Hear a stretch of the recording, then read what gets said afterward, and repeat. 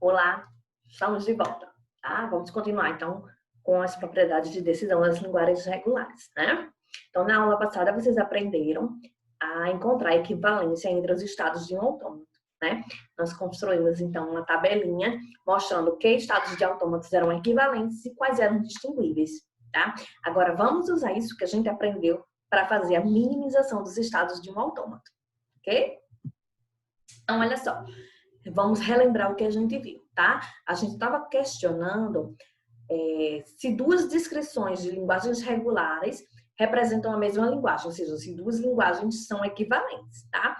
Então, a gente já aprendeu isso a fazer na aula passada, né? A gente construiu a tabelinha de equivalências, colocou as duas representações na forma de autômatos finitos determinísticos, e aí a gente analisou se os dois estados iniciais eram equivalentes. Se esses dois estados iniciais eram equivalentes, então é porque as duas linguagens representavam a mesma linguagem, tá?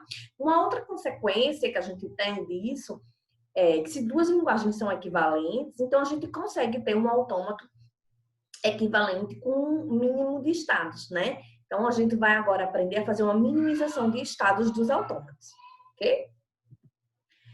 Bom, a gente vai seguir esse algoritmo aqui, então, tá? Para minimizar a quantidade de estados.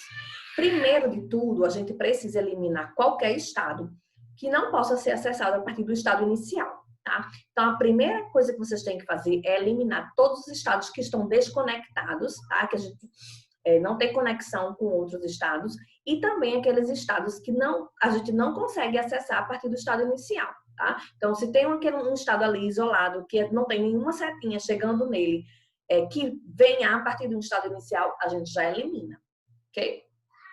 E a segunda fase é a gente particionar os estados que sobraram em blocos, tá? Como é que vão ser esses blocos? Todos os estados do mesmo bloco têm que ser equivalentes, tá? Então, primeiro a gente vai construir aquela tabelinha da equivalência de estados, e os estados que forem equivalentes vão ter que ficar no mesmo bloco, tá? De forma que nenhum par de estados que estejam em blocos diferentes sejam equivalentes, tá? Então, todos os equivalentes em bloquinhos separados, tá? Então, vamos ver aqui esse exemplo, tá? A gente tem uma tabela aqui com os estados, né? De A até H, e já com os xizinhos marcados os estados que são distinguíveis, e os espaçozinhos em branco representam os estados que são equivalentes, tá? Então, a gente já construiu isso de acordo com as regras que vocês aprenderam na aula passada. Agora, vamos particionar esses estados em blocos, tá? Então, a gente já sabe que A e E é estado equivalente, então vai ser um bloco separado, tá? B e H também é estado equivalente, é outro bloco. D e F também é estado equivalente, então vai ser outro bloco, tá? Então, sobrou quem? Sobrou o estado C e o estado G, que vão ser dois estados separados, certo? Isso aqui é uma outra tabela de outro autômato para a gente também aprender a particionar, tá? Usar como exemplo para particionar. Então, aqui a gente vê que A é equivalente a C e a D. Então, A, C e D já vão ser um bloco, tá? Quem mais é equivalente aqui? Olha só. Eu tenho B é equivalente a E. Tá vendo aqui? Então, isso aqui já é um outro estado. E aqui eu tenho outro quadro em branco que é C com D. Ó. C e D são equivalentes. E a gente já sabe disso porque eles já estão no mesmo bloco. Tá? Então, a gente já olhou todos os quadrinhos em branco, já conseguimos todos os estados equivalentes. A, B, C, D e E já estão todos os estados do autômato aqui em algum bloco. Tá? Não é fácil, né? Particionar. Bom, a partir daí, o que é que a gente tem que fazer? Vamos ver esses teoremas, então, tá?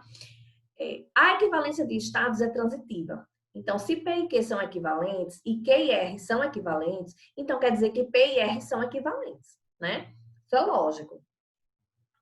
Outro teorema. Se a gente cria para cada estado Q um bloco consistindo em todos os estados equivalentes a Q, então os diferentes blocos vão formar uma única partição, tá?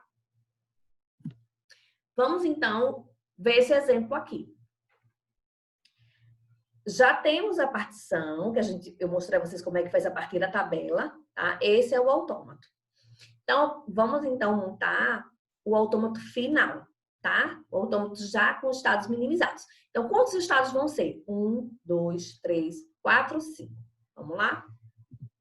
Olha só, coloquei aqui o nosso estado, nosso autômato para servir de base, o autômato original, e aqui as partições que a gente formou, tá? Primeira coisa que a gente tem que fazer é montar os 5 estados. 1, 2, 3, 4, 5 estados, tá? O estado inicial continua tendo o estado A e o estado final continua tendo o estado C, tá? Vamos então montar as transições. Vamos lá. Então, a gente vai começar pelo estado inicial A, né?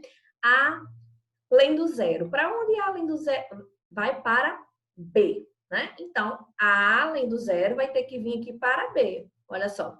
A além do zero vai para B. E se eu olhasse por E? E além do zero. E além do zero vai para H. Olha, mesmo estado, né? Porque aqui é B e H. E A além do 1? A além do 1 vai para F, tá? Mesma coisa, ó. E além do 1 também vai para F. Ok? Então, vamos continuar aqui, ó. B além do zero vai para G, que é o B além do zero vai para G, tá? E B além do 1 vai para C, tá aqui, ó. B além do 1 vai para C, tá aqui a nossa transição. C além do zero vai para A, a gente tira daqui, ó. C além do zero vai para A, e C além do 1 continua em C. Então, a gente coloca aqui, C além do 1 continua em C, tá? B além do zero vai para C, e D além do 1 vai para G, tá? Se a gente olhar para F, olha só, F além do zero vai para C e F além do 1 vai para G. Mesma coisa, tá? Vamos agora colocar as transições de G, ó. G além do zero vai para o próprio G e G além do 1 vai para E. O G além do 1 vem para E, tá? Então, construímos o nosso autômato que está agora minimizado com apenas 5 estados ao invés de 8, tá? Fácil, né? É mais.